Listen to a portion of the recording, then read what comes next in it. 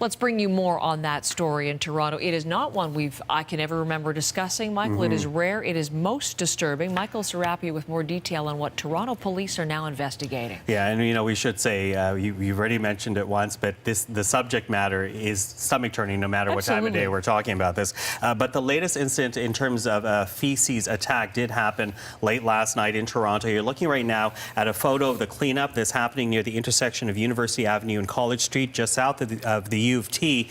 And this is around also the Ontario Legislature. It happened just before midnight. The suspect dumping feces on a woman. A Home Depot bucket that was carrying the disgusting matter was left at scene, and police are now looking for a suspect. This is the description: a black male, said to be in his 30s, tall with a medium build. He was wearing a yellow construction hat, blue shirt and gloves. Last night, it's attack following two earlier incidents. The first one taking place last Friday in the cafeteria section of the Robarts Library at the University of Toronto. As you said, Heather, the downtown campus of U of T.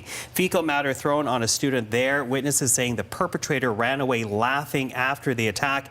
Take a listen to what one witness had to say. Everyone was stunned first, and then we wanted to make sure if the guy was okay.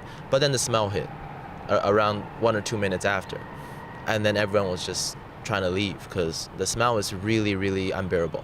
If you've ever been to one of those construction sites, the mobile bathrooms in there, it's like that. It's like a very concentrated foul smell.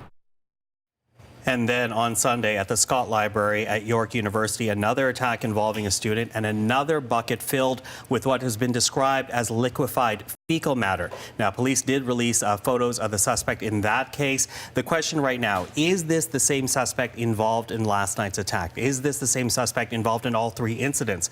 At last word, Toronto police are right now looking into links between the two earlier attacks. We're now reaching out to Toronto police. We've been trying to get them all morning to see if they are trying to link this third one to the others. Certainly there are similarities between these attacks, but all of them happening around university campuses in Toronto in the last few days or so.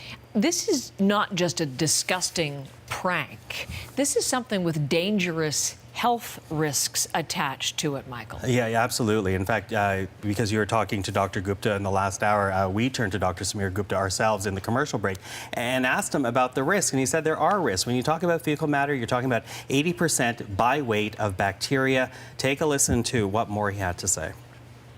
Well, the obvious concern is infection, particularly, for example, if it gets into the eyes, it can cause a local infection in the eyes. If it gets onto an open wound, that can be very dangerous. If those bacteria find their way into the bloodstream, that can cause a very serious infection.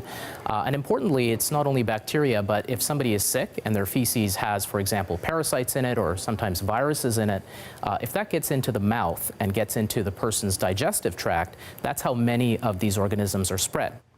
So you heard it right there. Parasites, bacteria, any number of vectors of infection. So it really does underline the seriousness of this crime and another aspect to these assaults. All right.